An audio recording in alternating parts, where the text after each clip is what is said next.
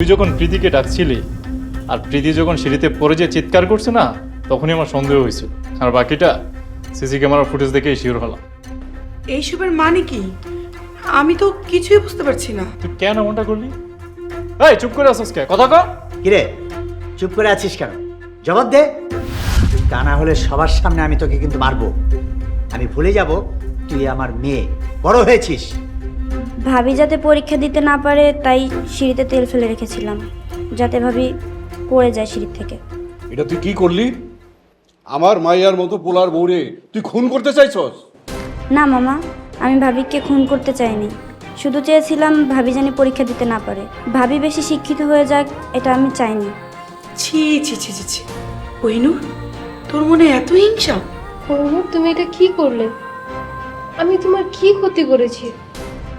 আজ আমার পরীক্ষা, তুমি আমার এত বড় সর্বনাশ করতে পারলে? তুমি কি ক্ষতি করেছো জানো না? রাজকে তুমি কোহিনূরের কাছ থেকে কেড়ে নিয়েছো, তোমার এটাই প্রাপ্য ছিল। আমি ওর নিজের বোন ভাবতাম, কিন্তু এখন থেকে সারা জনম ঘৃণা করো।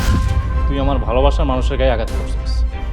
আমার বউর যদি কিছু হয়ে যেত না, তো আমি জেলার ভাত খাওয়াইতাম। তুমি একটা মেয়ে হয়ে আর একটা মেয়ের এত বড় সর্বনাশ কি করে করলে? আজকে ওর পরীক্ষা, কিভাবে যাবে পরীক্ষা দিতে?